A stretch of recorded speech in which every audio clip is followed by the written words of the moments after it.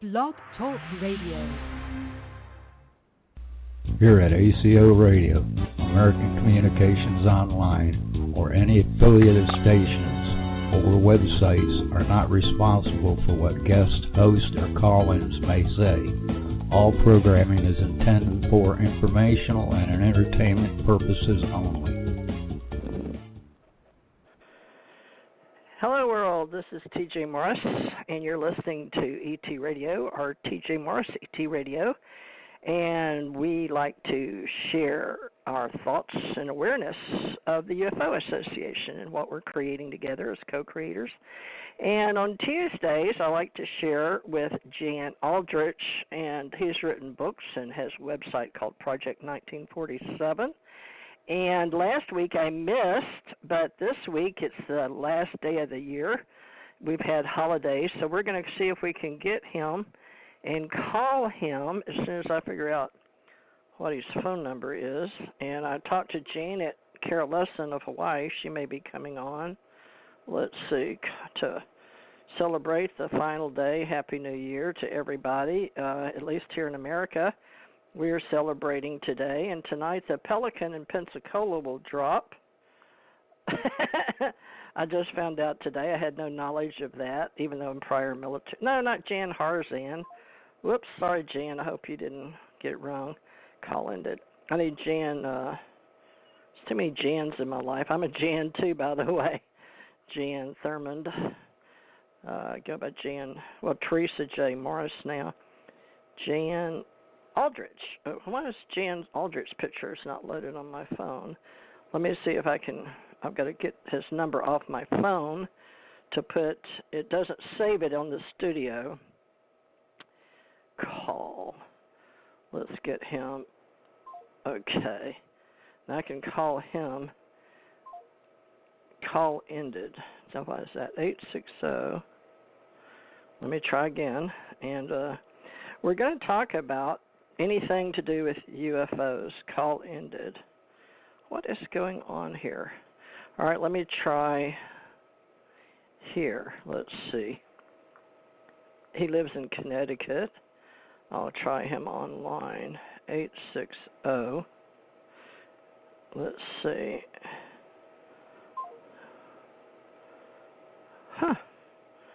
View contact. Well, this is interesting.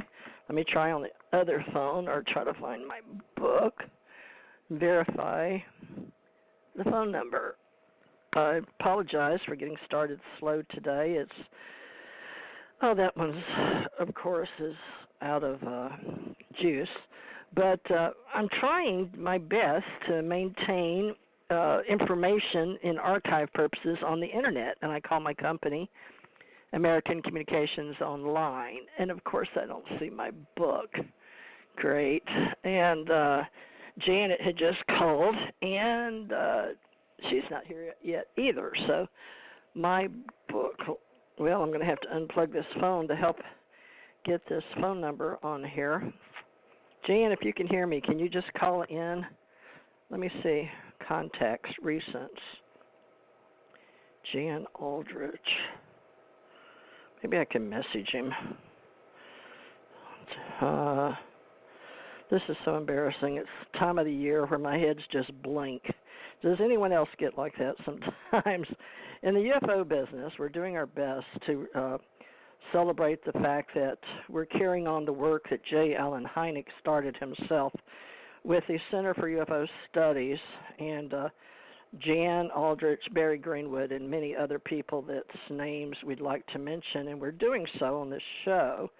And we're doing what we can to historically archive the names of people.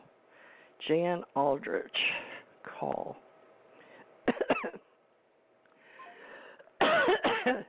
Excuse me.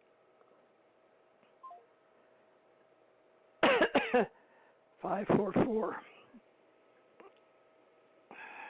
Let's see. It's so embarrassing. I'm about to choke to death.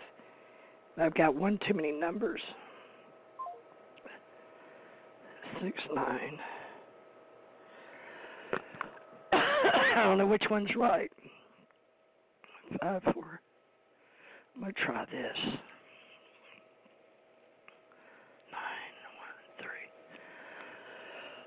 913. Let me see if I can get him. It's just dialing. I can't hear myself. I've got my... See if we can hear him.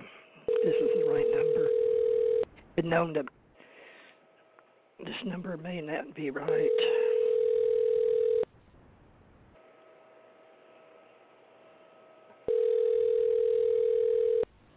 Probably in my other phone properly. This one's not answering, so...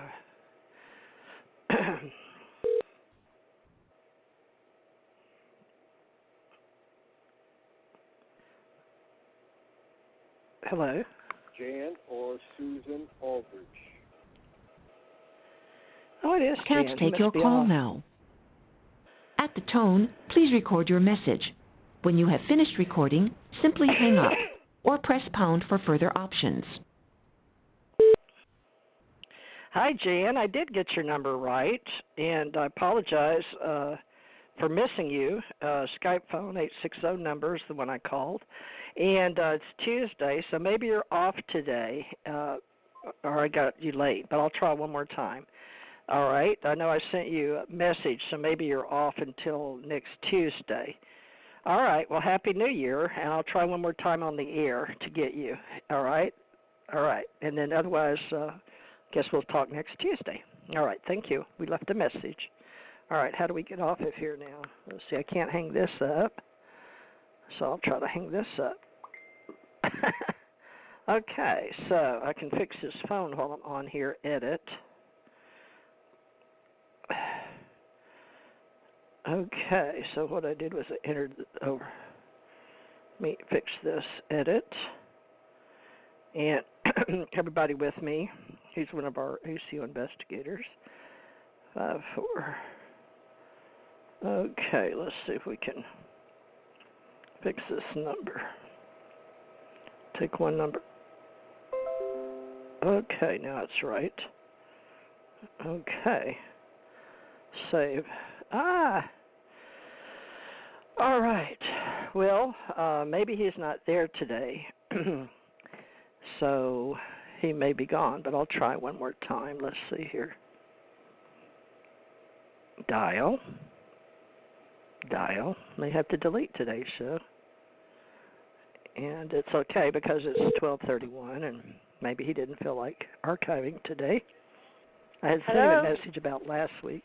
Hi, is Jan Aldrich there by chance? I'm sorry, he's not here right now. Oh, okay. I had sent him a message for last week to not do a show, so maybe he thought we were off today too, Tuesdays, right? So yeah, is this his sister? Yeah, he must have assumed that because he just left and he's going to pick up dinner, so he won't be back for another, at least 20 minutes to a half an hour. Oh, okay. Well, that's okay. I'll call somebody else, and then if he wants to call in, we missed last week. So, okay. But yeah, just tell him. The number's 347-945-7207. Oh, I wonder please. if he's got it written down. I'll just call him back. You want me to call him back? Yeah, could you please? Sure. Yeah, tell him TJ, and we were live on the air. And your name is? My name is Susan. What is your name? Susan. Yeah, Susan. Okay. All right, Susan. Well, just tell him that we've got the UFO Association. I missed last Tuesday, but he may have thought it was for this Tuesday. I'm not sure.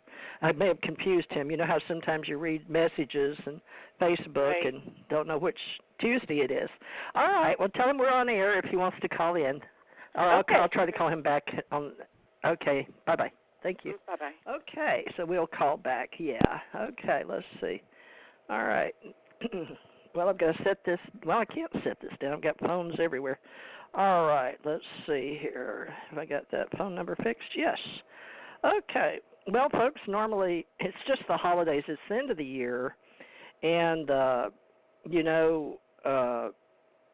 don't know what I should do with this. Let's see. Janet. Let me see if Janet just called me, so let me see if I can get her back on here. Let's see. see if she wants to call in. Aloha and welcome to ACE. No, she's got hers on. I should have let her talk. She was on this phone. Well, I won't be able to reset this because I've already set the show up today, interestingly enough. So I guess I could talk for a while about how I met J. Allen Hynek and in an airplane. And he was the director for the Center of UFO Studies. And I don't know if Gene of Hawaii is going to come on here or not, but if you can hear me and you want to call in, just let me know. So let me look up the history of the Center for UFO Studies. And most of you know who, if you're in the UFO business, you know who J. Allen Hynek is or was. But the Center for UFO Studies, now that was actually started by, it says it's a private funded UFO research group. The group was founded in 1970. My goodness, my glasses are getting bad. My eyes, 70-something, 73. By it says J. Allen Hynek, who at the time was chair of the Department of Astronomy at Northwestern University in Illinois. Well, that explains probably why I met him flying into Chicago O'Hare. So founded in 1973, headquarters is Chicago, Illinois, key person J. Allen Hynek, type of business. It was a nonprofit organization. Now, the Center for UFO Studies, UFO Education and Research, still has a website. The names come up is Dr. J. Allen Hynek, and Mark Roediger has been president and scientific director. And they've got books general and books advanced. So I'm going to click on their website, being that Jan's gone out for their dinner tonight. They're an hour ahead of us. Most of us people are from tradition eat between 5 and 7, and it's only 3:16 here, so I'm between lunch and dinner. But the Center for UFO Studies is our main theme, with J. Allen Hynek being that the Center for UFO Studies, we call it CUFOS, C-U-F-O-S. It's an international group of scientists, academics, investigators, and volunteers dedicated to the continuing examination and analysis of the UFO phenomenon. Now, our purpose is to promote serious scientific interest in UFOs and their study, and to serve as an archive for reports, documents, and publications about the UFO phenomenon. We have provided an extension and with the UFO Association.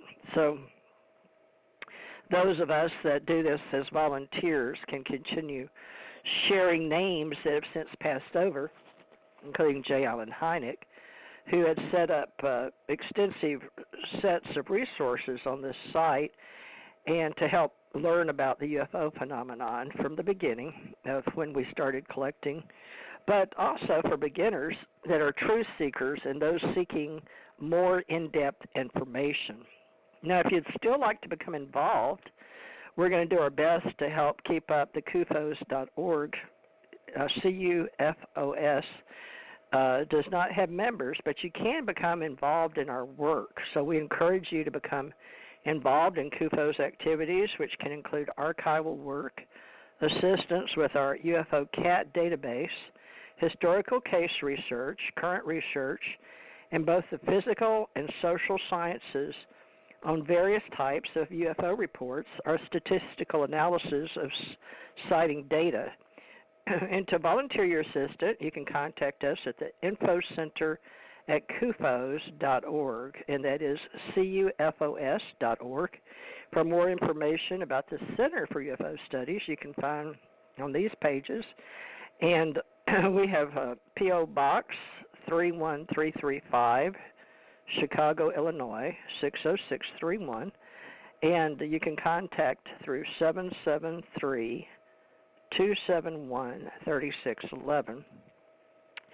And there's just a bare bone minimum people that are still on the planet that are doing their best to keep something going in Chicago.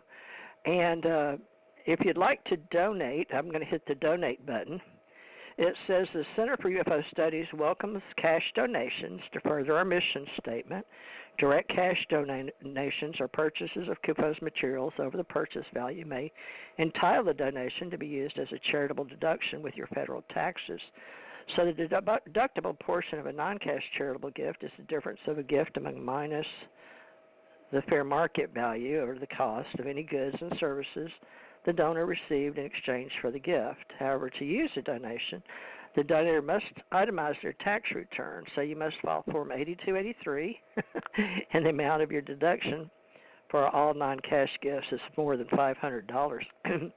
So if in return your voluntary donation, you'll receive a letter containing the following information about your donation for the IRS for all gifts more than $500. Name of organization, the amount of cash contribution, the description of non-cash contribution, but not the value, statement that no goods or services were provided by the organization in return for the contribution, if that's what your case is, and your description and good faith estimate of the value of the goods or services of any that an organization provides in return for the contribution, and then the statement that goods or services, if any, that are organized provide in return for the contribution consisted entirely of intangible benefits.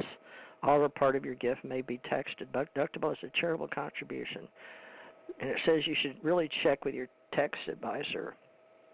But the reason is the CUFOS has, for years and years, dedicated lots of room and space to keep physical documents. And now you go to, it says donate to J. Allen Hynek Center for UFO Studies, and the purpose is CUFOS donation. And then you can donate with PayPal, and that's J. Allen Hynek Center for UFO Studies on PayPal. And there's only a minimum of $1. It costs us to go through PayPal. They get a percentage. But the gentleman, Jan, has Project 1947. So I'm going to go over there, but you can look up CUFOS, CUFOS.org, Center for UFO Studies, the Center of UFO Studies in Chicago, Illinois. And right now there's been some great, wonderful people that we've been trying to document, that they've had their homes and their time for years and years dedicated to keeping the Center for UFO Studies in Chicago alive and well on planet Earth. So Jan Aldrich is in a group, and it's by invitation only. And what they do is archive and pretty much know who each other is. And Jan has directed many of the people as the founder and coordinator of Project 1947 as founder and coordinator, and assisted researcher Tom Tullian of the Sign Oral History Project, SIGN. And he recently returned from 2 extensive research trips to gather documents and information to be preserved and shared by future generations of researchers, because we hope this will continue and that all this is for a reason, because it's not always been exactly well known or accepted that UFOs are real or that alien civilizations exist.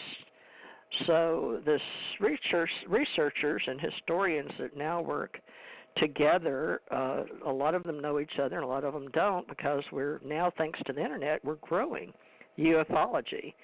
And Jan's account of his recent research trips and his detailed methods of cataloging and ensuring the survival of valuable historical records can be read on Project 1947. That's the year pretty much people, we had CUFOS and things, but 1947 is a benchmark with UFOs, flying saucers, and the government and Central Intelligence Agency being formed. But he was asked to start, and he has been helping us document why he was involved with Project 1947 and CUFOS, and why he was there with Barry Greenwood, and we started doing oral reports. And there's many radio shows in the UFO business now in our community, and we all work together to do our best to substantiate claims, clippings, newspaper reports, and eyewitnesses and documents, and we preserve the information as archivists and historians. And so Jan has an inquiry in the beginning of the UFO era, ERA. I have ERA COP, C-O-P, and UFO Association organization. And I'm Theresa J Morris, and I've been paying for years for all these websites since 2004, and helped put information, data in the internet at that time as ACE Folklife and as a historian and archivist. And then I began writing for UFO Digest in August 2007 with Dirk Vanderploeg, who's passed in Canada, and now Robert Morningstar out of New York, and he works with me on Revolution Radio. And now we're working together as ufologists, and not everybody has time to do this type of work or desire, but we're pretty much learning who each other is.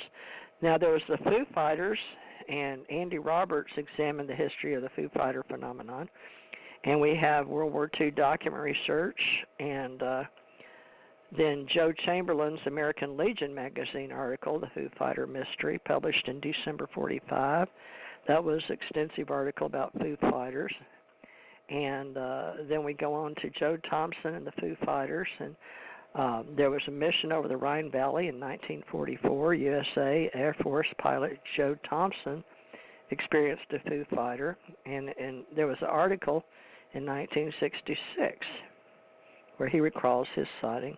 Then Marky Child's 46-column Washington Calling described reports of unidentified flying bombs that were the precursor to the ghost rocket phenomenon. And then the ghost rockets increased, even in the U.S. Army journals, that Russian secret weapons, Colonel C.H. Lonzo, U.S. Army retired, considered whether these reports were propaganda or Russian secret weapon testing.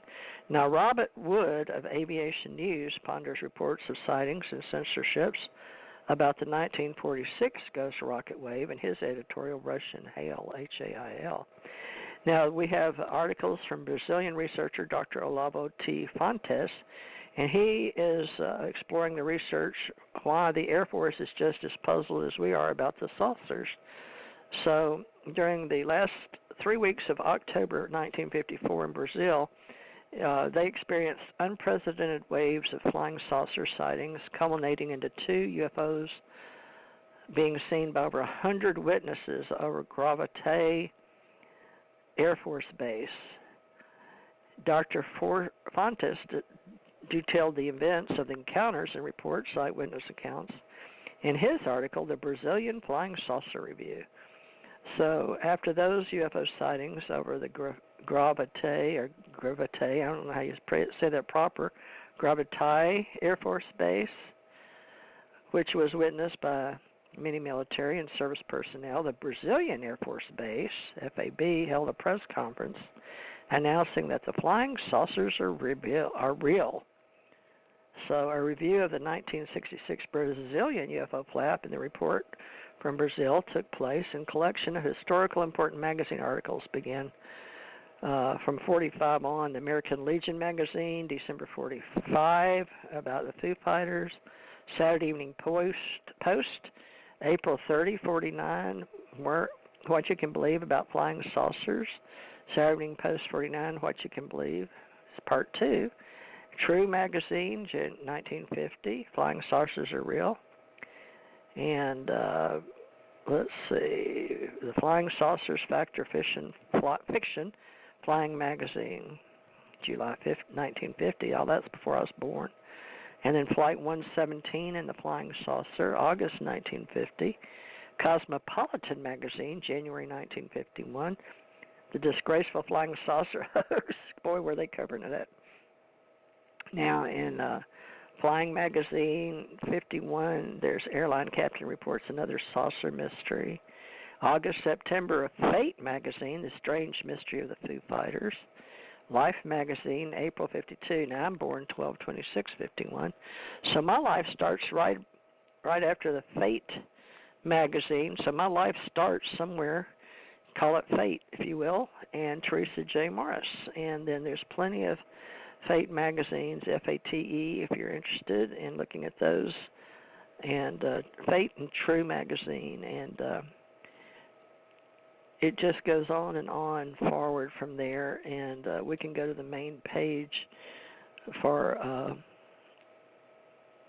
Jan's work with Project 1947. Now, he likes to work with the SIGN Historical Group, and I'm going to see if I punched on that, the SIGN Historical Group, and it's a project that hosts the SIGN Historical Group webpage, and this is a temporary measure, and the SIGN Historical Group does not necessarily endorse or subscribe to views and opinions expressed on the Project 1947 site.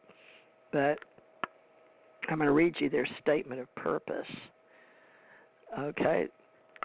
The SIGN Historical Group has a statement of purpose as SHG in an association of scholars and researchers who have come together to facilitate and promote the discovery and preservation of materials and the production and dissemination of publications about the history of the UFO phenomenon and the institutions and persons who investigated it. The SHG pursues these goals in the traditional manner of historians and archivists, working on a subject of widespread public interest and cultural impact. Interests of the SHG include the interface of the UFO phenomenon with governmental, military, and academic concerns, folklore and popular culture, technological advances, and those aspects of the human, technical, and natural landscapes that may serve to illuminate the history of the UFO phenomenon and our various human responses to it. The SHG espouses no theory as to the cause of the UFO phenomenon, though individual members may well have their own beliefs. The SHG is an independent, non-profit association of persons who adhere to this statement of purpose and is not affiliated with any other group or philosophy. The SHG shares, whenever possible, its information and archives with all group members and all interested researchers worldwide. Membership in SHG is not open to the general public. The general members of the public, so it's by invitation only. So, return to SHG. That's a very closed group, but they have a lot of people that know of each other. And there's various UFO groups we're working with now. And Open Minds UFO Radio, it says, let me see, I think that is Javier, what is his name? Let's see. Open Minds UFO Radio. I'm finding on Stitcher, see if there's any information here. No. Okay, it just says Mark Rodiger has been president and scientific director of the J. Allen Hynek Center for UFO Studies since 1986. He earned a B.S. in astrophysics from Indiana University in 1975. After a year of graduate school at the University of Sussex in England, he returned to complete his MA and PhD. And this is off of Stitcher, Open Minds UFO Radio. It says it's 98 minutes back in 2015. Well, that's good that this is now recorded, and we can listen to him, Mark Rodiger. His dissertation, Factors Influencing Attitudes Towards Controversial Research, Quantitatively Disentangling the Social from the Scientific, explores the attitude towards the study of extraterrestrial intelligence by the scientific community. Other publications include numerous articles for ACIR in the Journal of UFO Studies and UFO Reports involving vehicle interference, a catalog, and data analysis in Evanston, Illinois, the Center for UFO Studies in 1981. Now, in the interview, they talked about Mark, about CUFOS, his interest in UFOs, and the project he created called UFO Data. And Mark, along with other scientists and professionals, started UFO Data to develop observation stations that will obtain scientific data of UFOs. And, of course, it says you can go to CUFOS.org for any information about that. So that's one of many that share episodes on UFOs, including T.J. Morris ET Radio. And there's many books out there, and we're going to support authors of alien UFO research. Let me see what this is. Alien UFO research, job postings. Watch that be me. Hopefully not. Credited. Let's see. No, we need writers. Okay. Travel historically.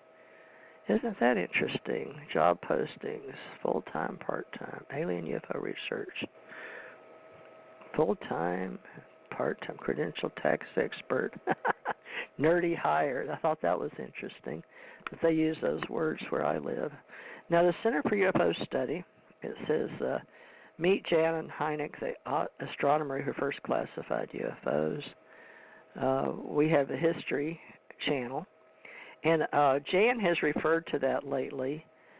Meet Jan and Hynek, the astronomer who first classified UFO close encounters. And when the government tapped the academic to help investigate UFOs, he was initially a skeptic, but not for long. So we're thankful that they're running that. That in September 1947, the U.S. Air Force had a problem. And a rash of reports about mysterious objects in the skies had the public on edge and the military baffled. The Air Force needs to figure out what's going on and fast, and it launches an investigation it called Project Sign. By early 1948, the team realizes it needs some outside expertise to sift through the reports, and all that it was receiving, but specifically an astronomer who can determine which cases are easily explained by astronomical phenomena, such as planes, stars, or meteors. Now, J. Allen Hynek was only 37-years-old, and he was the director at the Ohio State University Macmillan Observatory, and it would be a classic case of doing the right thing and being at the right place at the right time. So he occasionally amended the wrong place at the wrong time, I guess the wrong one, being the wrong one. But the adventure begins as Hynek worked for the government during the war, during new defense technologies. And like the first radio-controlled fuse, he already had high security clearances. So he was a natural go-to for this start. So one day, now this is quoted by, this is J. Allen Hynek saying, one day I had a visit from several men from the Technical Center at Wright-Patterson Air Force Base, which was only 60 miles away from Dayton. In Dayton.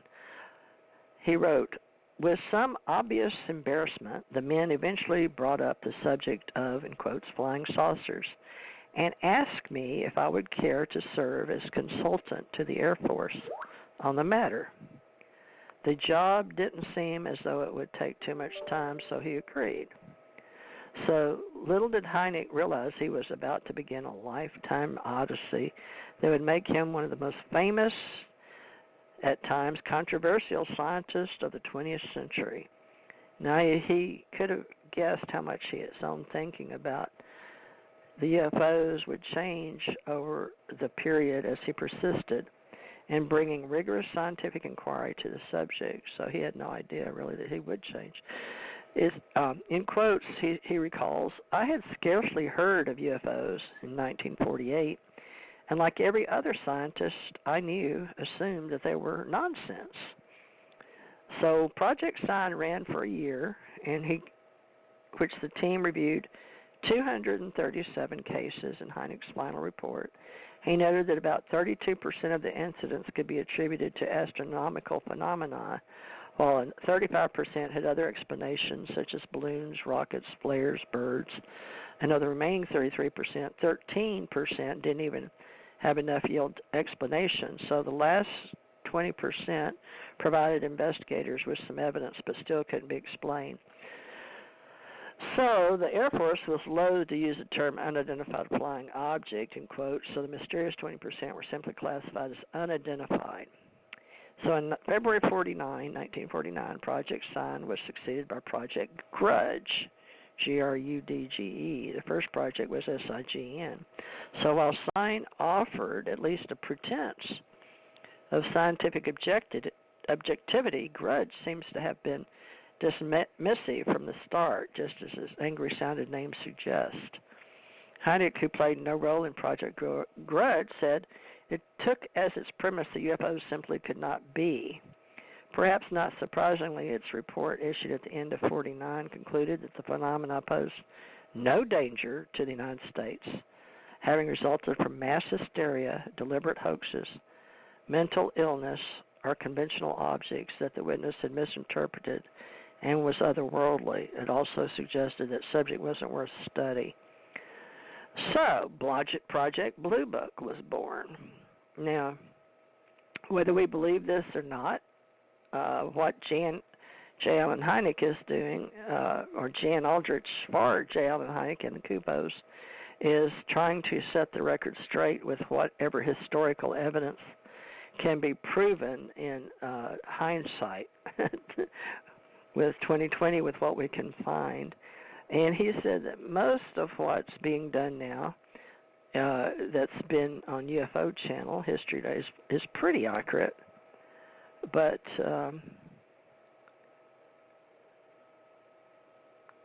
that might have been the end of it. But the UFOs continued, and that had puzzling reports with the Air Force and their radar operators, the people that run the radar at the Air Force bases. So the national media began treating the phenomenon more seriously after Life magazine, LIFE, which was a really important magazine back in the day before we had the internet, that a 1952 cover story in Life magazine, and a widely respected TV journalist, Edward R. Murrow, devoted a program to the topic on TV. So he concluded his interview with Kenneth Arnold, a pilot who in 1947 had a sighting of mysterious objects over Mount Rainier in Washington State. So he popularized the term flying saucer. Like they skipped over through the air like someone is like skipping a rock, but he said like flying saucer. So the Air Force had little choice but to revive Project Grudge, but they morphed it into a more benign name called Project Blue Book. So J. Allen Hynek joined Project Blue Book in 1952, and he remained with it until its demise in 1969. So for him, that's the year, man walked on the moon at NASA, and I was involved in Houston where my husband worked for NASA, and they talked about bogey 10 or 12 o'clock high, something like that, and I got to hear it firsthand because my husband read the typing pool and called me. I had a clearance, and I had all this paperwork that I had to do with Washington, and again, it had to be renewed every 5 years with NASA. But I got to hear that that's what was said, and I confirmed it later on in 87 in UFO Digest in Canada. And things changed, not 87, 2007. And things changed in August 2007 when I wrote that article. And I had a whole bunch of hits from Russia and Europe and all that. And I think I ran it in American News Magazine, and I had UFO Association back then. So things changed, and we started moving forward and talking about UFO and UFO Association, ufology, and all that. And I went to Roswell and talked with Glenn Dennis, and I believe it was Walter Howitt, Glenn Dennis. Seemed like there was somebody else. And I met later with Sally Hester that was running. They had gotten a museum together, and then a gentleman had given all his files and to set up a library in July. We celebrate July 4th weekend in Roswell every year for Roswell, New Mexico, which became sort of famous for, they've got a TV show called Roswell now. Hope it comes back. But the museum, Roswell UFO Museum, and library there got put together by someone giving their collection, and a lady was there one time when I went through, and Sally Hester, and her husband had a UFO experience, but didn't really want to write a book, but she finally had a dream, and she sent me her part, but she says, you can write the book, I don't want anything from it, but you can use my story, my husband's story, and so we combined her effort with mine, and we had a little book there. But that's how we really started everything back in the day, and how I learned. I think J. Allen Hynek had told me about Stanton. If it wasn't, it was Glenn Dennis. I know Glenn Dennis told me he'd like me to meet him and that he had just left because he was doing a book. Now, I talked to Don Berliner back then, and his books, and he had me looking and traveling and letting him know when I saw his books out, and when I was traveling as a truck driver. And then the movie had come out about Contact sometime in there with the movie Contact. And so there's a lot of history that goes forward, whether it's real or not, it's experiences. And I experienced spacecraft like Men in Black in Rochester, New York, and where Richard Dolan lived, and Karen. I didn't even know that at the time. There was some fate and coincidence happening. But I saw him in about 1983 over Rochester, New York. I was living at Pondview Heights. So I had sightings in Houston prior to that, and I had sightings growing up at my home in West Monroe, Louisiana, and in the second grade. And then in White Sands, New Mexico, my uncle worked at Los Alamos, and I went over to White Sands and saw a UFO. Actually saw it on the ground, and they put my cousins to sleep on the mountaintop, or on the sand dune is really the way I should say it, and it kept me awake to see it. And then I was told never to talk about it to anybody ever by my grandmother and my aunt and uncle, and the uncle that worked at Los Alamos. So about 1959, 60, 61, somewhere in there, because I had hepatitis in the second grade, and I had to wait for a year until I got better because I died, and saw a hologram of ETs or angels at that time, which sounds strange. But ever since the first time I was 4 or so, had a playmate that I couldn't, my mother couldn't see, that came and went. And so I'm wondering if there's something to the fact that some of us are trained in various dimensions and working with these beings to do this type of work and raise awareness. And I haven't really discussed that historically with Jan Aldrich, but I did with J. Allen Hynek when I met him, because he asked me about aliens among us and what I believed. So he got to listen to my story firsthand on this airplane, and this was 1985, and he died, I believe, in 86. And so I wondered what had happened, because we had a good meeting, and he told me who he was and why, and wanted to know why I was reading Aliens Among Us, and asked me if I would help him with his research. But let me look up J. Allen Hynek and tell you when he died in my report, since Jan's not here today. Okay, it says he was born May 1st, 1911 in Chicago, Illinois, He died April 27th, 1986 in Scottsdale, Arizona. His spouse, Mimi Curtis Hynek, from 1942 to 86. Really? They both died the same year? Martha Drone Alexander, 1932 till 59. Is that right? 39. Spouse, Martha Doone Alexander, 32 to 39. Interesting. Maybe he was married. I think he was born in 1910. He must have had 2 wives, and the first one must have passed too. But the University of Chicago, he graduated 31, and he went to Richard Crane Medical Prep High School. He had apparently one son, Joe Hynek. Now his books, it looks like UFO Experience 72, the Hynek UFO Report 77, The Edge of Reality 75, and Night Sage, the Hynek. Oh, these are books maybe that the Hynek UFO Report that are sold through him or around him. But it says, I'm going to read J. Allen Hynek on Wikipedia.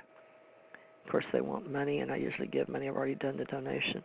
So J. Allen Hynek, May 1, 1910 to April 27, 86, was an American astronomer, professor, and ufologist. He is perhaps best remembered for his UFO research, and Hynek acted as scientific advisor to UFO studies undertaken by the U.S. Air Force under 3 consecutive projects. Project Sign from 1947 to 49, Project Grudge 1949 to 1952, and Project Blue Book 1952 to 1969. In later years, he conducted his own independent UFO research, developing the Close Encounters classification system that many people use today. So he was among the first people to conduct scientific analysis of reports, and especially of trace evidence purportedly left by UFOs. So he died April 27th, 1986 at 75. So I must have met him when he was 74. Astrophysicist, ufologist. So he was born in Chicago to Czech parents and received a BS from University of Chicago.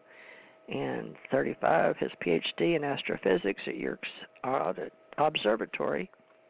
He joined the physics and astronomy at Ohio State in 36. He specialized in stellar evolution and in the identification of spectroscopic binary stars.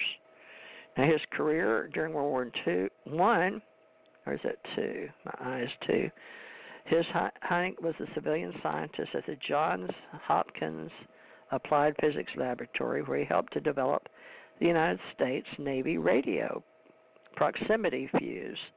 And after the war, he returned to the Department of Physics and Astronomy at Ohio State, rising the professor, a full professor, 1950. Now, this is all before I was born, because I was born almost the last day. I was born the day after Christmas, 51. So in 53, he submitted a report on the fluctuation of the brightness and color of starlight and daylight, with emphasis on daytime observations. So he left his professorship to join Professor Fred Whipple in 1956, the Harvard astronomer, at the Smithsonian Astrophysical Observatory, which combined with the Harvard Observatory at Harvard, and Hynek had the assignment of directing the tracking of an American space satellite, a project for the International Geophysical Year in 56 and thereafter. In addition to over 200 teams of amateur scientists around the world, they were part of Operation Moonwatch.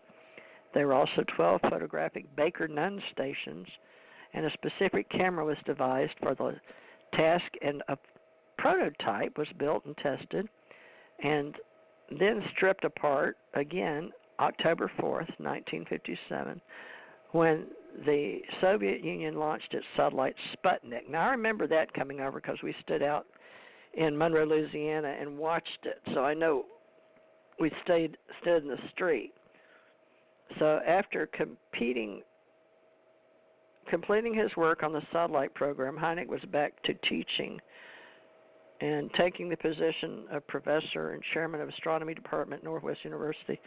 Now, if I'm correct, October 4th, 1957, or when it came over Monroe, Louisiana, we were out in the street with my father and mother, Joe Baldwin, Jerry Baldwin, and Mike Smith. We all lived on South 7th Street in Monroe, Louisiana. And it changed my life, of course, because I'd already seen one or been up in one.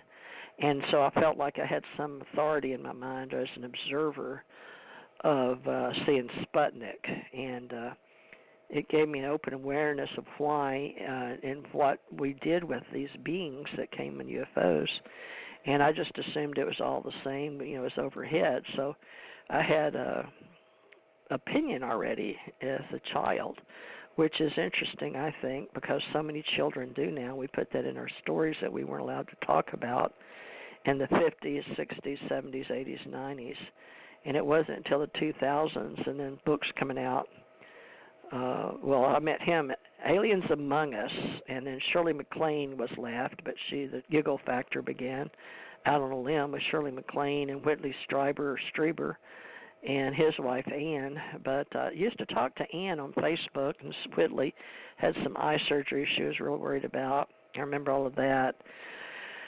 I was supposed to meet Whitley Strieber, I don't even know the proper way to say it. I've never been on his show, and but I speak with Ann, and I guess Whitley Strieber back, you know how you talk to him on Facebook or type back and forth. But at one time I talked to him on the phone in San Antonio and to meet him at a bookstore. I was in the Navy. I had my U.S. Navy uniform on, but I was being trained in San Antonio along the Riverwalk, and then in some meetings we had there with the United States Navy next to the Alamo. I stayed across, or in a hotel next to the Alamo, or catty corner to the Alamo. I remember that. But all these didn't mean anything until I started deciding to document some stuff and talking about it with Stan Friedman, and I talked to George Filer a couple of times, maybe more. Told him about Tom and Tom's story. He put that in one of his presentations I saw on YouTube. And then Janet Carol Lessin and Tommy Hawksblood Sinisi, both of Hawaii. I had been living in Hawaii and worked for the United States Navy, but I'd taken on some other responsibility as the starting founder for the extraterrestrials called the Ascension Center. And they gave me that, and a picture came down on a computer to an Indian man. And I started Psychic Network, and yet AT&T and the government was really interested in what I was doing. I started teaching classes and talking about things like a wormhole from Hawaii to Africa, things like that. Somebody just said something, but sometimes the algorithms and the computers now talk to me like they know me, even when I'm doing my radio show. All this data that I wanted back in the time I was in Hawaii, I could have visions, past, present, and future, and it sounds strange to know things and then see them. So I learned a lot about what we call psychic readings and tarot readings in Houston before I went into the military and went out of country as an investigator. I was very logical, rational, and used reasoning. And we all have to be somewhat of a skeptic of what we know or what we see, question everything with our own senses. But I always had like a sixth sense, and it seemed to be something to do with this type of data I'm collecting now and working with ufologists and alienologists. And J. Allen Hynek, I guess because I don't know if he was sent to me or if it was orchestrated with the Men in Black, because when I took my polygraph and retina scans in the intelligence agency and was brought back May 10th, 1987, on the second polygraph they brought men in suits and told me to remember Men in Black in suits. And before my husband died, in his time of collecting data and microfiche and microdots and things like that around the world and papers, he had left something in the pyramids, and then a gentleman came to him, a young man, and told him, he was an intelligence officer, and it took him a while to find a thin black tie because that's the way we expected to see them. So the intelligence agency has some curious ideas of what's what and how we're to be treated in the intelligence agency and dealing with ufology and men in black. But I'll do my best to help with educational entertainment and pulling it all together into what is real and what we can decide, but be aware that there's many aspects, opinions, and editorial involvement into experiencing with filters in our belief systems. However, I like to make documented historical fact the best I could with the way it was presented to me at the time. Now, it's 1 hour. Let me call him and see if I can get him again on the line. Let's see if it remembered the number. It did. Let me call and see if he's there. Dialing, because it's on the hour. If not, I may just stop this if he is not available at the 1 hour. But I'm going to see if he wants to close out the year 2019. So I'm going to dial Jan, not Harzan. Jan Harzan is the president of Mutual UFO Network in 2019, as far as I know. And I've confirmed and talked to him prior. He's only been able to be on for a few minutes on a show with Janet Lessin and Ira Pester. Well, hello there. Is this Jan Aldrich, the famous ufologist? Yes, it is. Can you give me about an hour of your time? I've got an hour left. Sure, I've been talking about J. Allen Hynek and you. Well, I waited and, nobody called, so then I went out and got dinner. Oh, okay. Well, yeah, I apologize. I was trying to get on, and anyway, we're here now. So have you eaten, or can you eat and talk? Yeah. That's fine. Okay. Well, this is the last one for 2019. And I've got up the title, UFO Association, Jan Aldrich, Theresa J Morris, Book 2, Episode 2, 12/31/19. So let's close the year out. Like I was had time to read up, so I sort of gave an introduction of CUFOS and Project Sign, Project 1947. So I've just been reading and talking, and then I added my story of meeting J. Allen Hynek and reading the book Aliens Among Us by Ruth Montgomery, and how I met him on an airplane, and I think we were at Chicago O'Hare, and how we're moving forward. And now it's your turn. So do you have anything prepared for ending this year, or where would you like to go, forward or backwards? Well, here's what I'm doing, and if you notice, since last time we talked, I put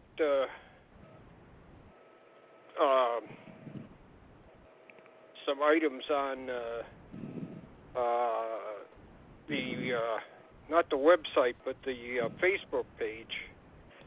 I hadn't been to that. I read off of your index. Right. What did I read? Project 1947. I read your little magazines you had posted. So I went sort of down just your first page, and then the magazines you had on the bottom. Right. So what's up on the project on Facebook? We did talk about the last time about the first few items I put up on the page. I've kind of renamed them, renamed the page,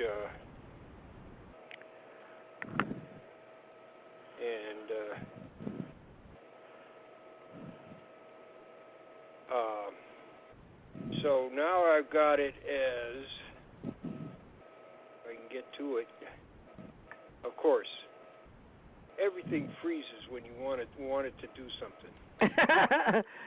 Trust me, I know all about having technical issues. Well, Project 1947. No, I got it now. Yeah. Okay. So I put, I made the title Leaks, Lost Files, Obfuscations, Contradictions, Revelations, Counterintelligence Investigations, and Security Violations. And so there's going to be about 100 of these. But then when I was doing this, my friend popped up and popped in there, and he says, you're getting kind of long on the teeth there, buddy. how are people going to, if you pop off tomorrow, how are people going to know where they should pick up your work? And so I said, okay, and we talked about that for a while, and he said, you should do something similar to what you're doing right now with this leaks, lost files, obfuscations, but just use it as a point where people can pick up your research, where you're at the edge of finding something so people can pick it up. And so that's what I'm trying to do. So I've been adding a few things to this, and about 100, I think I'll have about 100 items when I'm finished, and that should guide people to what I've done and where I'm trying to go. So I put a few items on the web page to start to update it. It's just the beginning, though, and then I'm going to put them in chronological order, because I was just doing it off the top of my head. Now that my friend convinced me to do a more thorough and detailed job, this will change out.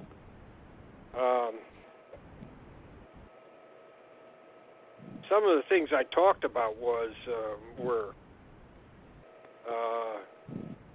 this is something that's always puzzled me, and why they did this is very interesting. There was a incident supposedly, or let's put it this way, a story running around ufological circles about a MiG attempting to intercept a UFO from Cuba that was being observed on U.S. radar when the MiG disappeared. The UFO disappeared from the radar screen, and the MiG appeared to blow up. So Todd was nosing around and putting in Freedom of Information requests, and he was getting nowhere. So in one of the requests he put down, well, if I don't get an answer, maybe I'll just write to the Cubans and ask for their side of the story. Right after he did that,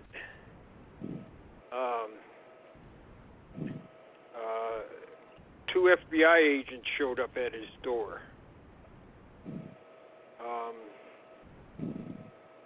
So they wanted to talk to him.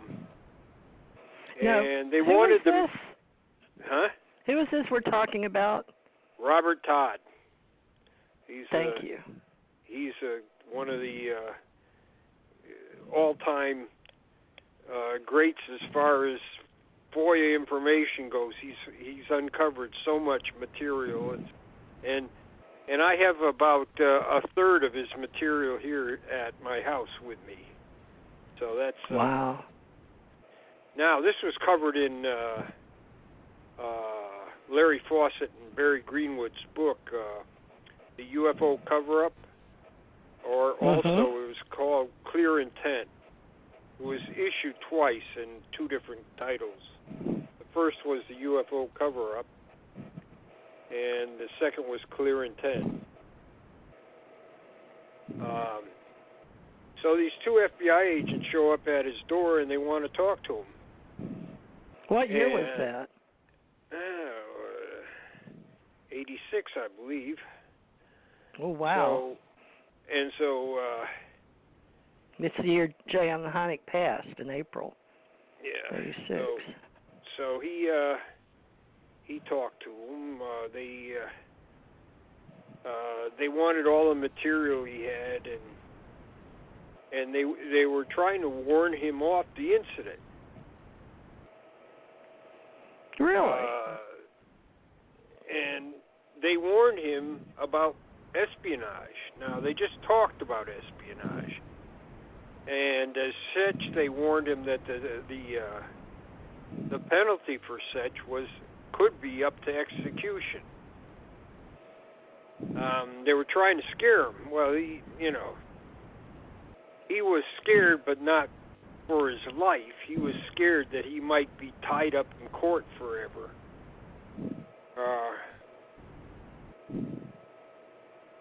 So he put the material he had in an envelope and sealed it up and put it where they could see it. And he said, he put the oh my! We're getting no feedback here. Sealed it up and put. Yeah, I'm sorry. Apologize. Yes. I was checking to make sure we were on. I called you, but I wasn't sure we were on radio. We're on radio. Okay, we're live. Go ahead. Okay, so he put the material in an envelope, sealed it up, and told them that they bring him some kind of thing that says they can seize it, and he'll be happy to give it to them. And he never heard a thing about it, and that's how. That's one of the things I'm talking about as far as a security investigation.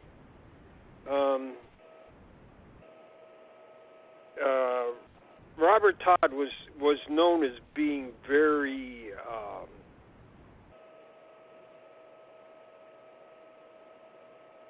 angry.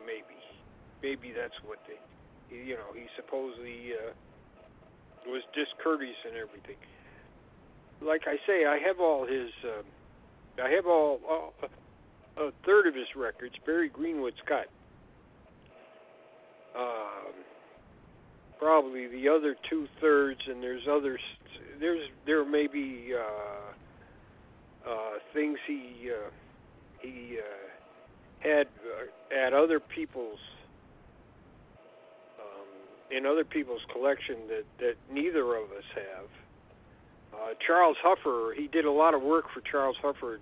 Charles Huffer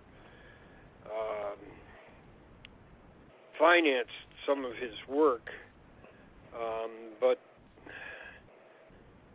Huffer passed away, and we don't know where that material is. Todd, he sent Todd these copies of what he found after Todd gave them to Huffer. He sent him copies back, but they were on this foil back material that they used to use for copying. It's like it was a photographic copy of the thing. And Todd said, I had so much of that at home that the ceiling started to sag. So anyways, Todd is cantankerous and everything, but generally what I found, if people were trying to answer his FOIA, he was courteous and just what you'd expect.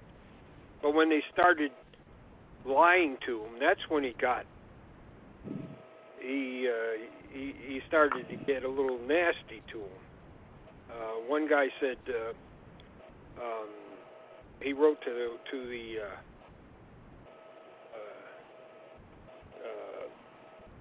the Watch Committee, and the Watch Committee is like a high-level executive committee that when there's a threat to the United States, they meet and they discuss what should happen. There had been a UFO go across the United States from Long Island to Chicago, and hung around for a while at Chicago, and there were ideas that it was possibly this was in September of '57. Ideas that it was possibly a Soviet recon rocket. So Todd wanted to know about it, and the fellow at the Watch Committee said, we are not a depository for UFO information, which is not what Todd asked. He wanted to know about this specific incident And we know from FBI documents that the Watch Committee took this up. I didn't really go back after them that much, but there was, we have found more about it since then, and in Jerry Clark's latest encyclopedia, the third edition of the UFO Encyclopedia that he just published, Brad Sparks has written an article about the September 57 incident, jamming radars and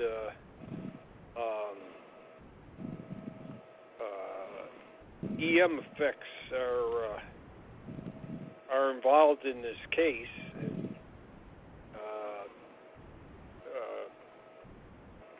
Brad Sparks goes ahead and covers that in detail.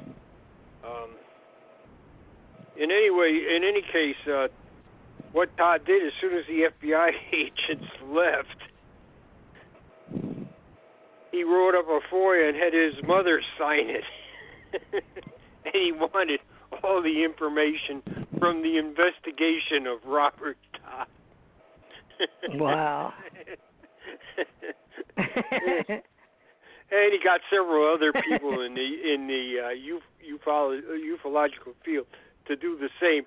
I'm sure the FBI regretted that they ever came to see him.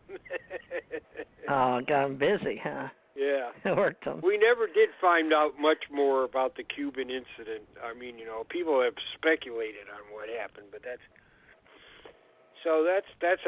a security investigation, rather unusual one.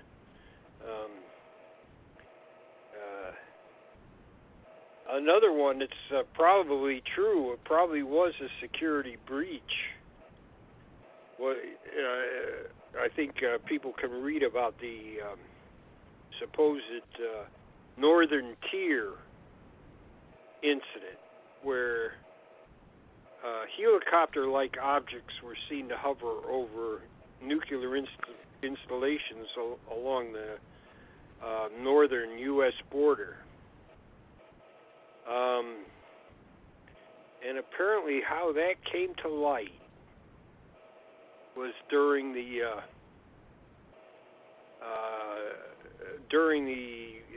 heyday of FOIA. NICAP's president at the time, ACUF, was apparently given security information which he shouldn't have had. It was classified by an Air Force officer, and about these incidents. And at the time, FOIA was brand new, so people put in FOIAs, and that's how we got such a tremendous amount of information. Of course, what we don't have is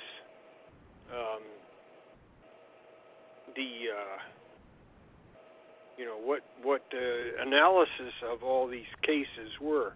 Now, they were happening in Loring Air Force Base in Maine, all the way over to Montana,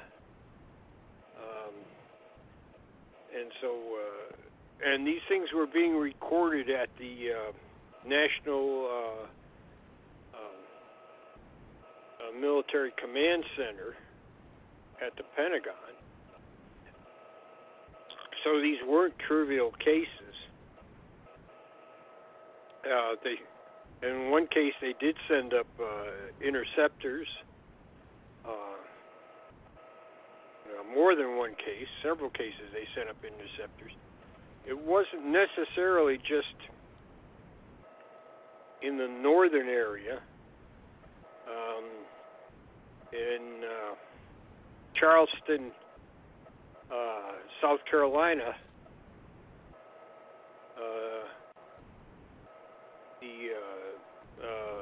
the helicopters were hovering over the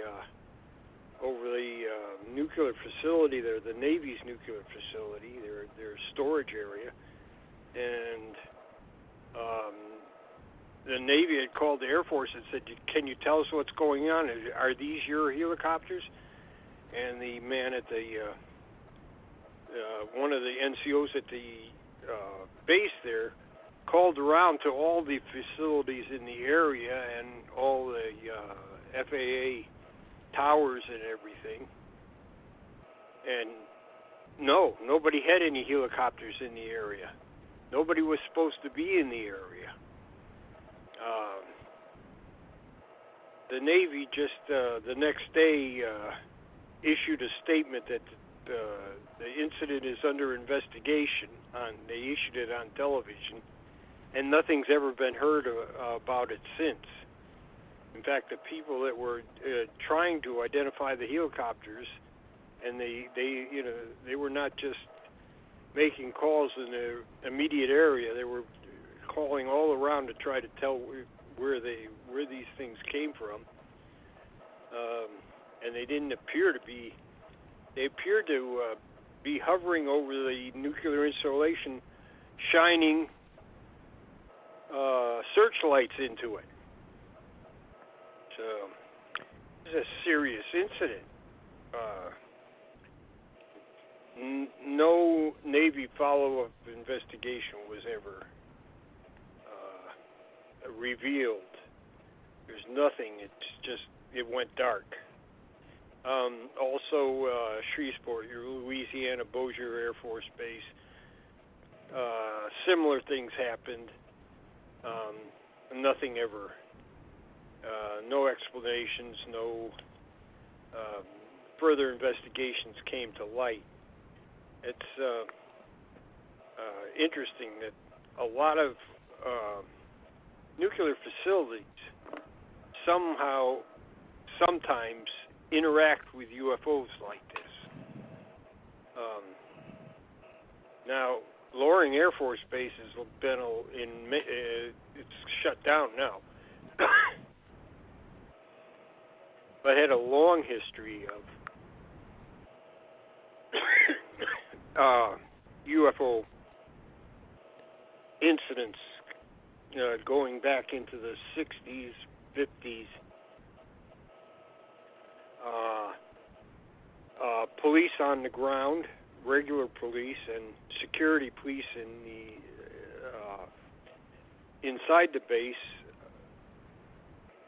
interacting with these things. I talked to at the MUFON meeting here in Connecticut, I talked to a police officer who in '66 had a UFO come down very close to him, just fly up to him and just a few feet away from him when he got out of his police car and then took off. And I said, did you report it at the time? And he said, heck no. He said, I was going to risk my career. But he said, right. No. He said, after I retired, one of the first things I did was report it to MUFON. So he says it's in the MUFON database. So that's great that he did that. Yeah.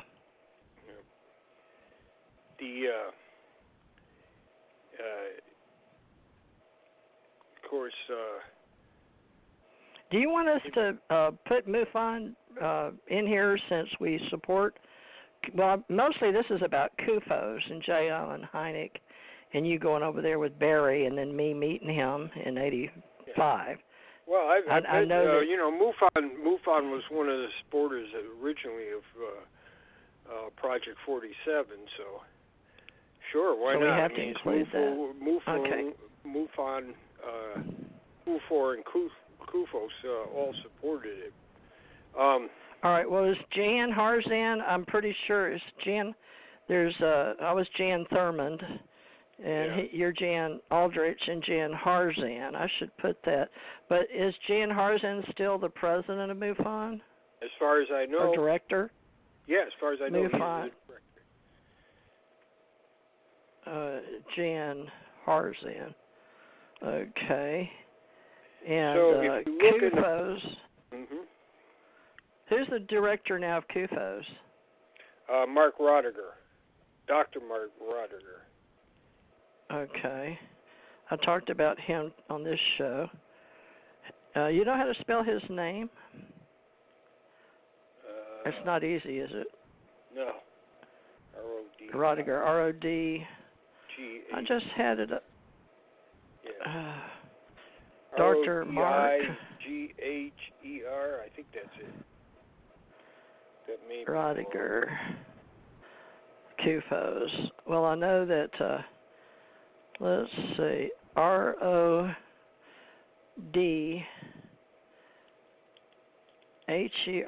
No, that can't be right. Mark, yeah, R-O-D-E-G-H-I-E-R. R-O-D-E-G-H. Ooh, that's not easy. Is that German, you think? I'm not sure. R-O-D-E-G. You know, a lot of times when people come over here from places like, say, Czechoslovakia or something like that, they change their name to a more English pronunciation. R-O-D-E. So, G-H. I've never asked him about his background. Okay, and then we got Jan Harzan. Now, you're, I'm going to put you first because you're probably, we'll see, M.C. Oh, well, it won't matter. It's not in. So you're the director, Project 1947 director and founder, right? Right. Jan Aldrich. Okay. Interesting. And then I'm going to put UFO Association, me, is, well, it's, what's so funny is I'm going to put T. Jan Thurmond Morris, because I find that very funny, because I was called Jan all my life, but I don't use it at all, but I'd still find that extremely funny. Jan Aldrich, Jan Harzan, and my name was, I would grow up with Jan. And then Bruce Maccabee's wife is Jan Maccabee now. She was with MUFON. I guess they're still with that, but he helped me start Alien Contact Organization, but he said he had to drop out this year in 2019.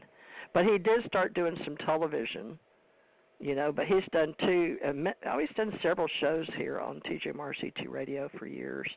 I could go back and collect them and put them on one page. I'll probably do that on mine.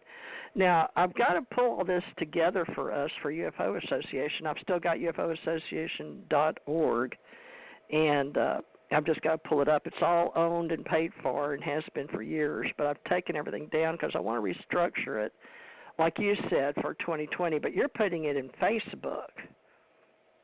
Well, right? I put this little bit that I've done so far on Facebook, but what I'm going to do when I get through with this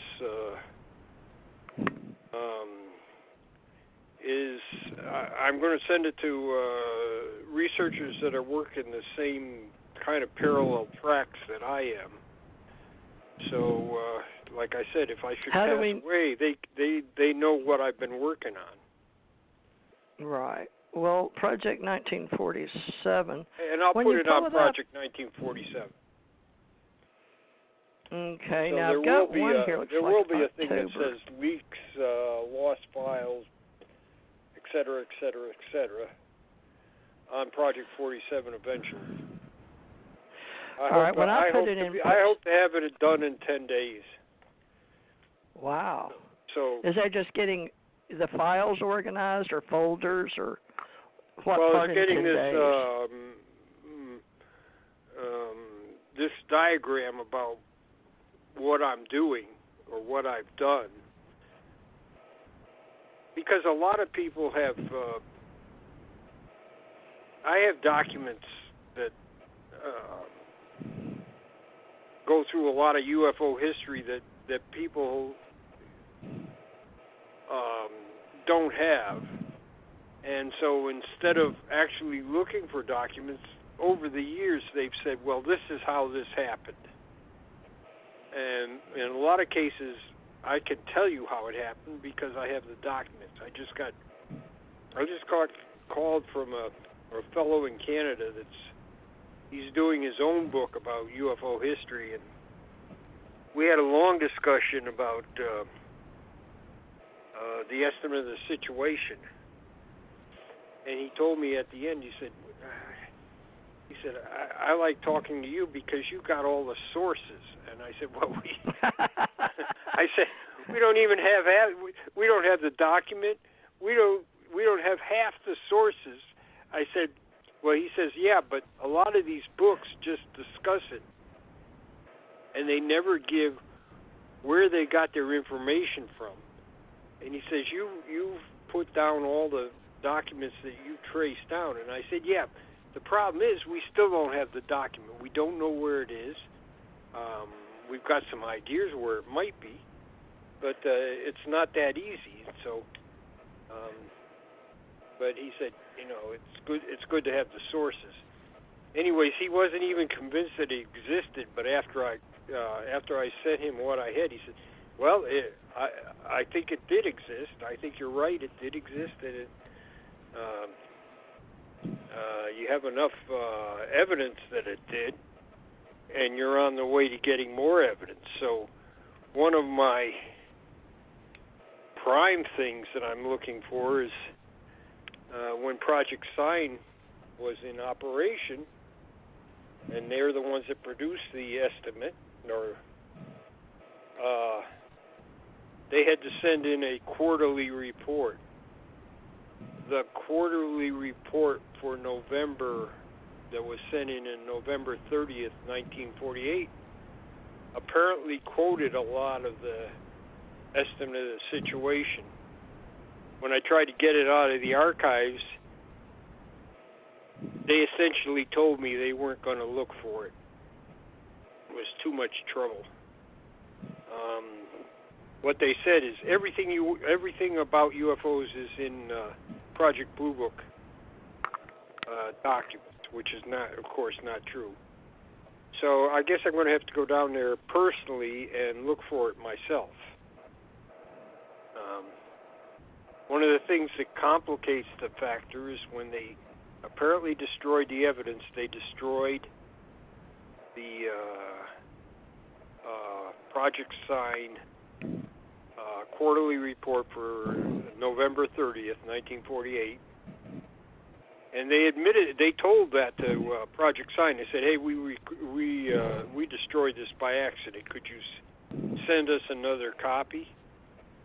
So I think there's a copy to be found in the Air Force correspondence at the National Archives. It's just not under Flying Disc. It's under some other title: briefings, analysis, investigation, something like that. Actually, when you put in a FOIA request, they're not your research associates. You've got to give them a good idea where the document is, so they were justified in kind of fopping me off, but I think they still should have looked for it. Getting to another case where UFO security is involved, and during the Vietnam War, there are a few documents in the Project Blue Book files about things that happened in Vietnam. But there were actually more than one project to investigate unknown objects being seen in Vietnam with a high unknown rate of results. In other words, a lot of unknown sightings. Some of them they thought were North Vietnamese helicopters, but others were not. Now, Barry Greenwood has done in his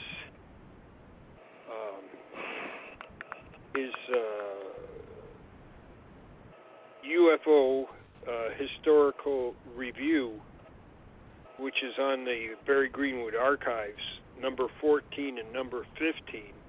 He did the initial research on this. He also had other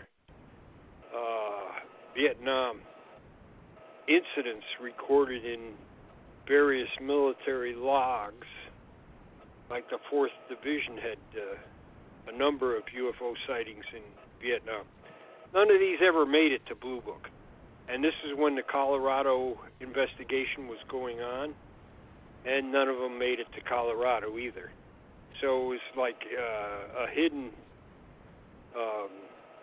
secret investigation was going on. Now, Paul Dean has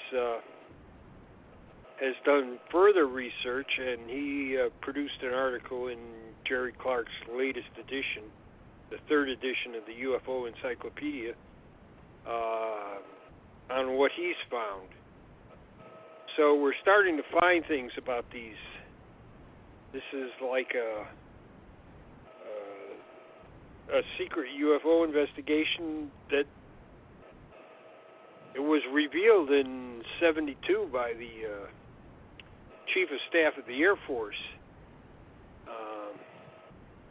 but nothing further was, and you have to go to the archives to dig this material out.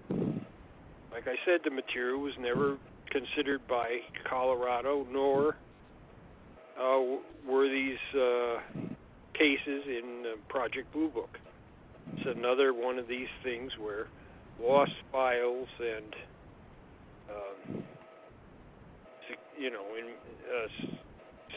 security investigations are just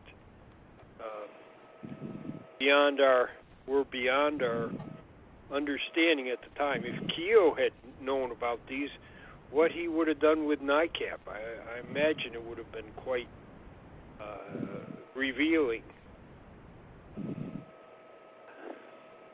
So,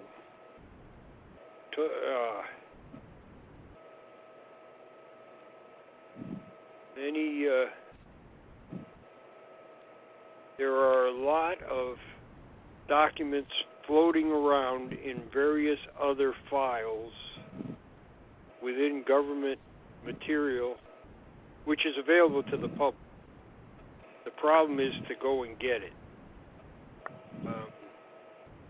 Unless you can identify exactly where it is, a lot of this is, like I've said before, grunt work.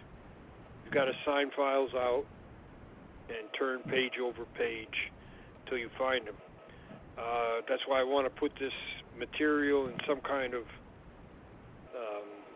outline so that maybe people that follow me can go down there and try to look at material in the archives and find some new insight into the problem.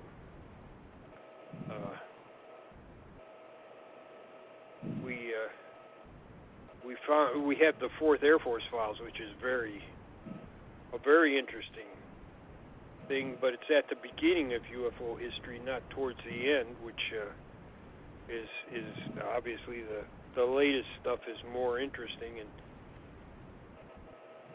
probably important. But at the beginning, there's the 4th Air Force files.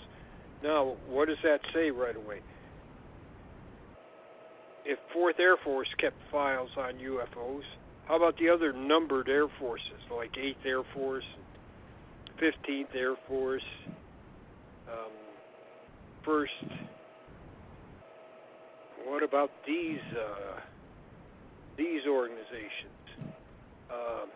We also know that the Army Intelligence at 3rd Division had asked for help with the local civil defense in North Carolina. So, where are these files? It's really interesting. And, of course, my favorite one is the Navy. The Navy doesn't talk about anything. So it's real hard to get anything out of them. Okay.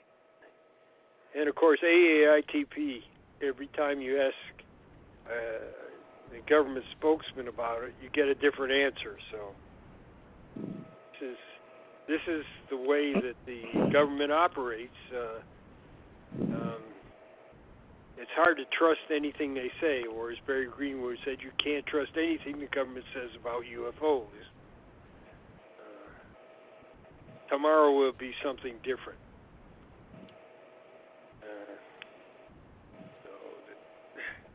This is what we're up against. I think one day we'll have a clearer picture, but I think for those people that try to tell us they know what's going on, no. For the person with the least amount of knowledge of UFO history to the person with the most amount of UFO knowledge of UFO history, there may appear to be a lot of distance between the two of them as far as their knowledge goes, but when you look at our ignorance of what's going on with UFO history, they look like they're at the same place. In other words, what I'm trying to say is there's so much more to find out. Right. Well, what are the main players right now in your life? Because UFO Association wants to ask people to be, I don't know how to do this, because that group I read about earlier on this program, they have a closed, are we going to have a closed by invitation only for UFO Association? Are we going to allow reporters or ufologists or researchers, alienologists, or what do you feel? Because 2020 is going to be more open about disclosure, at least. Well, everybody keeps hoping that, but that's I think that's kind of I don't think we're going to get any disclosure. I think people that are thinking about disclosure are this is wishful thinking, I think.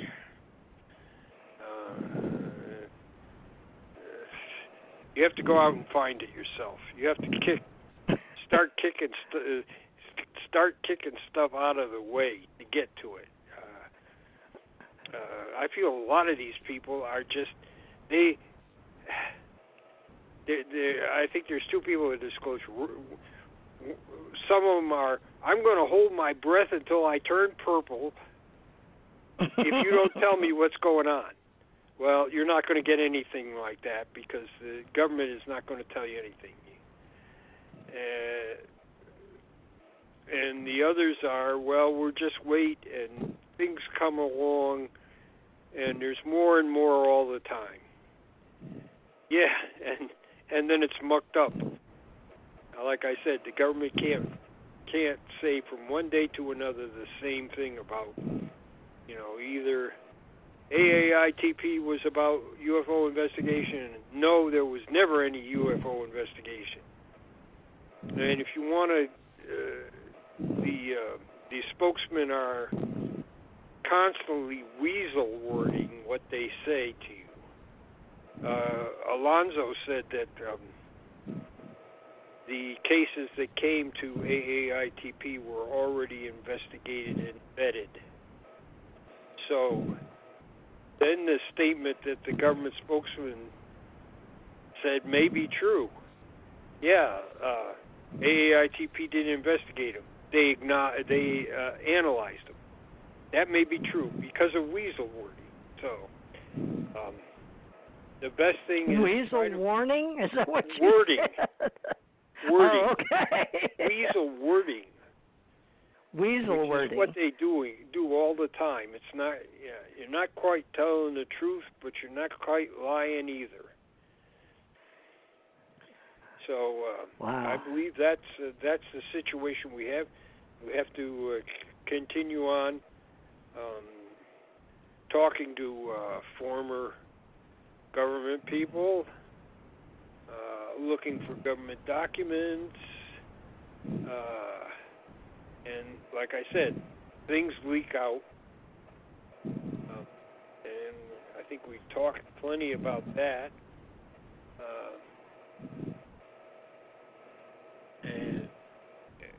But they keep trying to find more out, look in places that you wouldn't figure would have anything, and there are surprises. I've looked in a lot of files where I thought surely there'd be a lot of UFO material in this file. Nothing. And then another file by a different agency, and there's all kinds of things in there.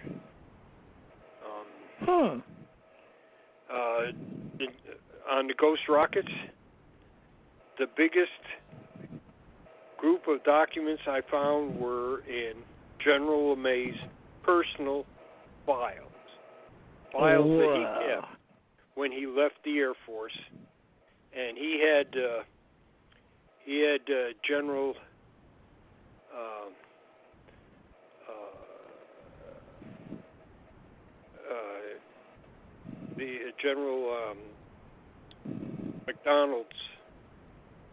General McDonald was in charge of Air Force intelligence after World War II.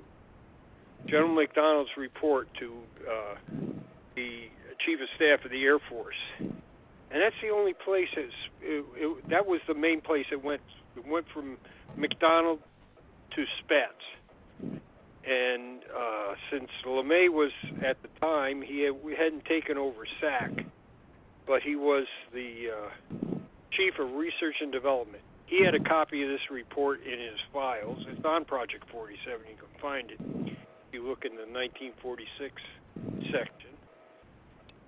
And he had a number of documents in his file. 7 messages from Europe about the ghost rockets.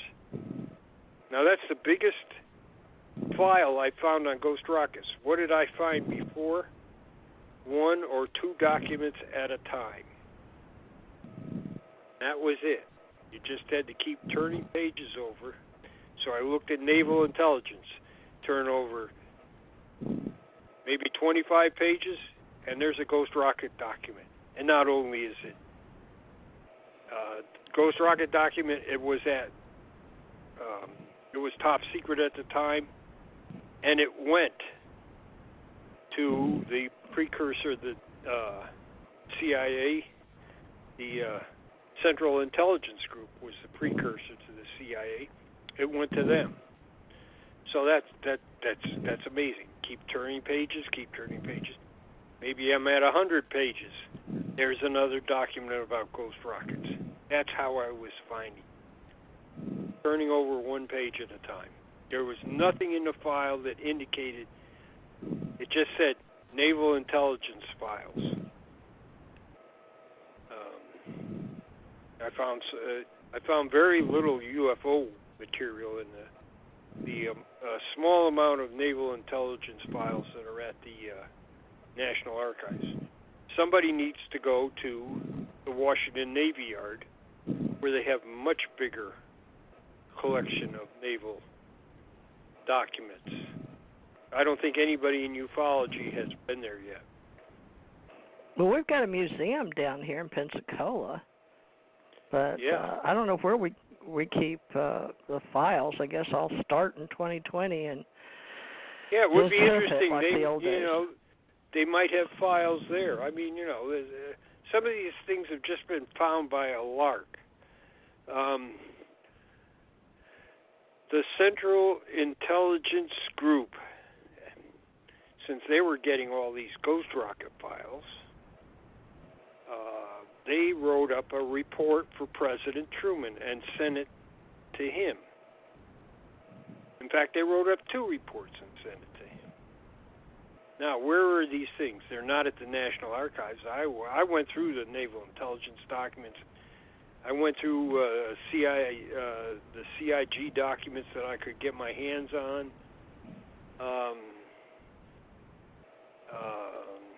Nothing. There's a fellow from Switzerland he sent a FOIA to the Army History Institute, and they had a copy of these reports to Truman in their files, and they declassified it for him. Amazing. Barry Greenwood wrote to the Truman Library in Missouri, and he tried to he asked about this and other reports, and he got a copy of the same report, but they had redacted the stuff. The Army hadn't. They just let Greenwood have the whole thing. He writes about that in his UFO historical review newsletter. He writes about that.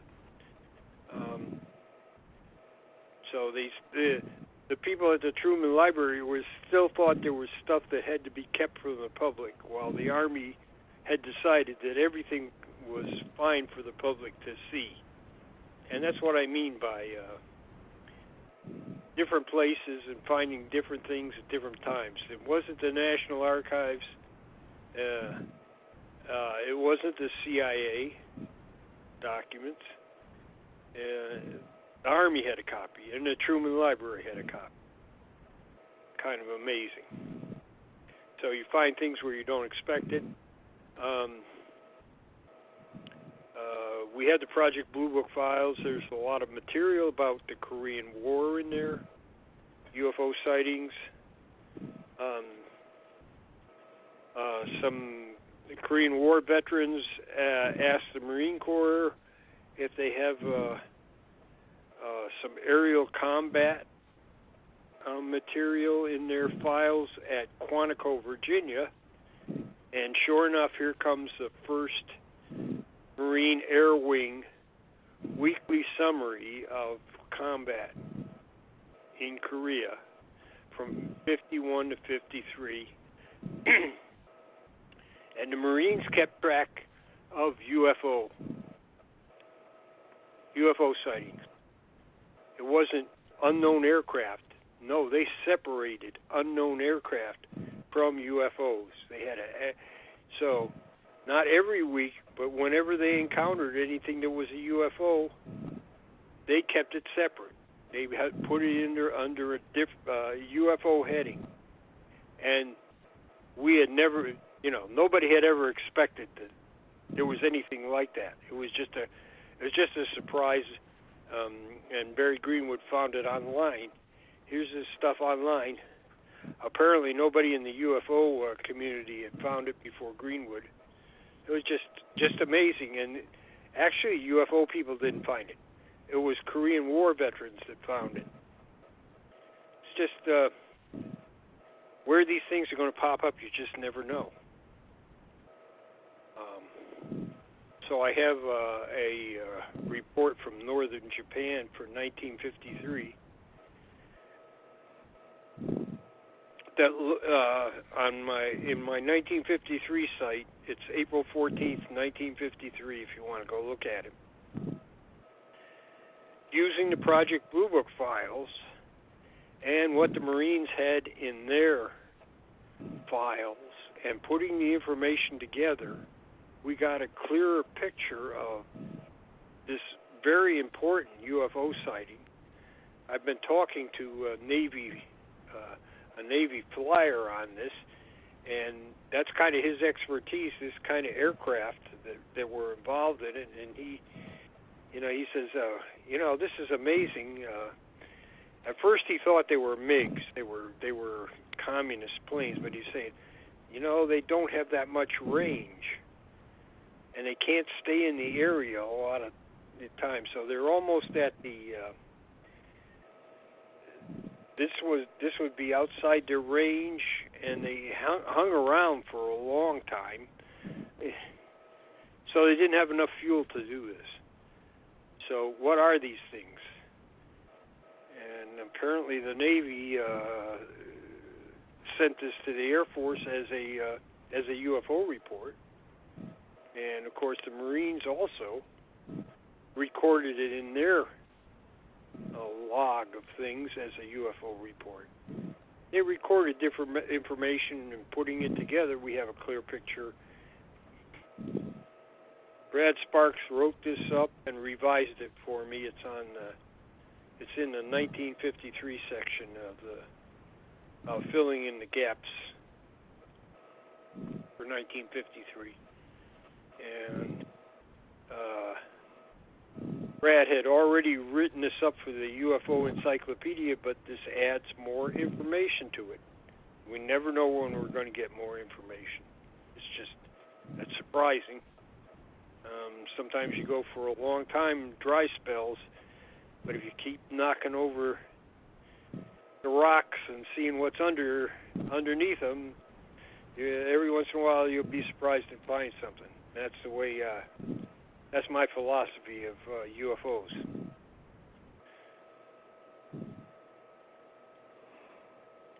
Well, what would you call Area 51 in the UFO Association? Because it's a key word, especially for that event in Vegas. You know, they've got the new museum and that alien, but I can only have like UFOs, aliens, like Area 51 is a popular word to optimize UFO Association. I've got archivists, reporters, researchers, radio hosts, share ufology, alienology, authors, websites, links, aliens, business. Because do I have ufologists? Let's see, archivists, because we're archivists, but we're also reporters and researchers. You want to, because they put J.L. Hynek as a ufologist. Do you want to call yourself a ufologist? He is in such a unique position because he was inside the Air Force for almost 50 years. Mm-hmm. Oh, yeah. I'm telling you about this this fellow that I just written into in Canada about the... Now, he just gave me a piece of information that I didn't have on early UFO history. One of the investigators for Project Sign was George Tolles. George Tolles. Tolls. Towles. So he is listed as an author on the Project Grudge report. So George Tolles apparently was asked a question after the Project Blue Book was closed, and he revealed in the letter that not only had he been in Project Sign, but he had been there the whole time that Project Blue Book was there as a sort of a backup and a consultant. So he was almost like Hynek, somebody that was there the whole time, but never. He didn't get a lot of credit for being there. So it's once again another new fact. Just hang around a lot, and things will come forward, I guess. Like I say, you got to keep. So we're going to try to put people together. Yeah. Now I know something about George Tolles that I never knew. Wendy Connors and Mike Hall supposedly interviewed him, and so I want to ask them about what he said, because obviously he has more insight than I ever thought. Of course, when he talked to Wendy, he told Wendy, he says, "Oh, I was just like the janitor." He said, "I didn't have so much of a big deal there." I think that's just the man being very humble, not tooting his own horn. He also told Wendy, he says, "I got the old man's disease. Can't remember much." I did too. Yeah, so... well, Jan, I'm here to say 90 seconds. So I guess I've got the UFO Association organization bought, and I put up, so I'll send this to you. Let's see if it'll let me put it on today's show. I've got to get the newsletter that we want to put out and let people know the names of the different groups or people or whatever it is you want to do, and it can hit Facebook. But I guess we'll just have to make a UFO Association organization Facebook page and then put our links and names on there. And then if people, like a professional directory or something, and we'll just go from there. Let's see. I'm on the thing inside GoDaddy where I use their cPanel and UFO Association organization. Let me see if there's a page on Facebook. It says there is. It says it's a community service. Now here it's T.J. Morris, Alien Command Organization, has a picture of Stanton Friedman links. All right, I just got research. It says, they gave us one. Okay, Facebook.com/UFO Association Organization, all one word. So that's where we'll start, and I'll put Jan Aldrich and Project 97 on Tuesday. And Jan Aldrich, and we're going to be doing oral reports, Jan Aldrich. Now, you want to come back next, Jan Aldrich, Project 1947, and UFO Association Organization on Tuesdays on T.J. Morris ET Radio, and that is 4 to 6 Eastern, folks. Okay, I'm going to put it on here, HTTP. I'm putting it on here right now, blogtalkradio.com/TJ Morris ET Radio. Now, it should pull it up. I'm trying to make my life easier because I used to do this for years, and I have all kind of pages on Facebook. But let's see, tag friends. Let me tag Jan so you can find it, Jan Aldrich. Now, Jan, we'll put whatever you want. I'll put Janet, Theresa J Morris, Janet Lessin, because Janet, Ken Johnston. Is there anybody, Ed Comerack, let's see, Ken Johnston. Is there anybody in particular you want to add? Have you talked to Tom Toween yet? No. I need to get you to email me names you want me to contact to be in our UFO Association. And it's UFO Association Organization now. It's one word to make sure it's us from everybody else. Because I had UFOassociation.com originally and let it go, and now they want like $10,000, $15,000. They want people, if I don't pay the money, they want me to pay thousands to get my name back. So I did UFO Association Organization, and Facebook gave me that one. So we got that. It's got my pyramid or triangle UFO with radio waves coming out of it. It says UFO Association. Then on the bottom, I've got my picture in the Navy and then all my brands, and then TJ Morris ET, and then for entertainment, which we do here. And we'll pull it all together. The ACO Club, Alien Contact Organizers, Dr. Bruce Cornett, Jan Aldrich, Project 1947. And he's, I'm trying to get him to take Dr. Jan Maccabee's, Dr. Bruce Mackey's place. That had stepped down, but he's doing more television now. You're not doing any television right now, right? This year, for right now, maybe later? No, I haven't done any this year, no. All right. Well, I put up the poster for Bob Brown, because I told him I would, on today's show. But we'll next year maybe we can all meet at his Laughlin UFO MegaCon. He does it all week long, and nothing on but UFO type stuff or future type stuff.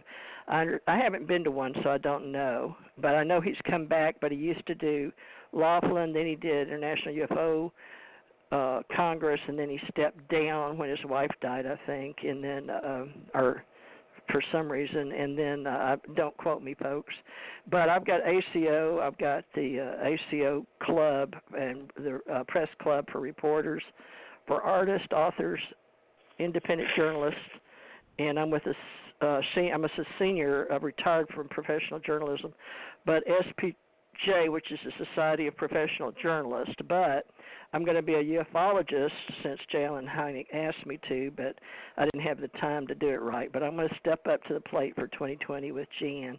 I've got Jan's two pictures here, And if he sends me any more, I'll put them up on UFO Association, and then I'll put his link. But I'm just starting for 2020, so y'all give me some time. But I took a whole lot of money off of 35 websites. I'm combining them into one website called UFO Association organization, and then a Facebook to match. Then I'm going to promote anybody that's in the UFO business like Jan. But there's a lot of people I don't know, folks, because they don't want to be public, or they're in like that sign, and I guess they're all over the world. But Jan, tell me which ones you think want to be public or known on Facebook or on our website, and we'll put them out there. But I guess we need a release, permission, something in writing. So, folks, I don't know how hard or easy that's going to be, to be honest, but that's up to them. Because some people want you to find this stuff, right? Yeah. And so we want those that are open and open source, or if they want their links known, et cetera, et cetera. Yeah, so we'll sure. keep working. Like Tom's site. It's so important, and most people don't know who he is or what he does. Yeah, I don't even, and I like the name Tom. But yeah, I'm going to work with and run stuff as a developer more so, because I can do it from my home and I can punch the buttons with Google and GoDaddy because I'm a developer, and they give me a deeper level, which I don't understand yet. But it's like C++ and algorithms, and right now I'm using WordPress because it's easy. And I'm even using a GoDaddy Quick because it's a little cheaper, and they want the UFO secret space done, and I've been working all of 2019 to get it going in Facebook, but we're going to start talking reality and separating science and science fiction and cosmology and consciousness and the cognitive processes we use in behavioral modification with ufology and alienology. And Jan Aldrich, in case you didn't know who he was. So, Jan, you're going to be the guy and the point of contact, and I'll just ask people if they know you. Do you know Jan? But stay in touch with me about, where we're going to put different people, but I'll just list them, and then I guess we need to have what is a ufologist versus a reporter versus a researcher, a truth seeker, enthusiast, because we do so many events too. We market and promote for events. So we'll get it together for 2020, folks. We're getting organized. All right, we're off the air, Jan, so I will talk to you next Tuesday, okay? Okay, good. All right, and I'll look at your Facebook page, and you look at ours together, UFO Association organization, all one word, and then that's what we'll put links and stuff. We'll try to keep it, folders and people and all that. Facebook too, it's free, folks. Well, sort of. It still links back to our website. All right, thank you. Talk at you next week, same time, same station. This is Jan Aldrich, Connecticut, right, Jan? Right. All right, Jan Aldrich, Connecticut. His website's project1947.com, isn't it? Or is it .org? .com? .com. .com. And I'm Theresa J Morris. Okay, and I'm Theresa J Morris.com, and together we're doing UFO Association Organization.com. So that's the new one that we're starting for 2020, and then we'll put our links and then people we want to promote and stories and stuff like that. And we all pay for our own bandwidth, except I'm going to pay for this one just to get started. All right, love and light. See you next Tuesday, Jan. Same time, same station, okay? Okay. Okay. All right. Call you next week. Okay, here we go, folks.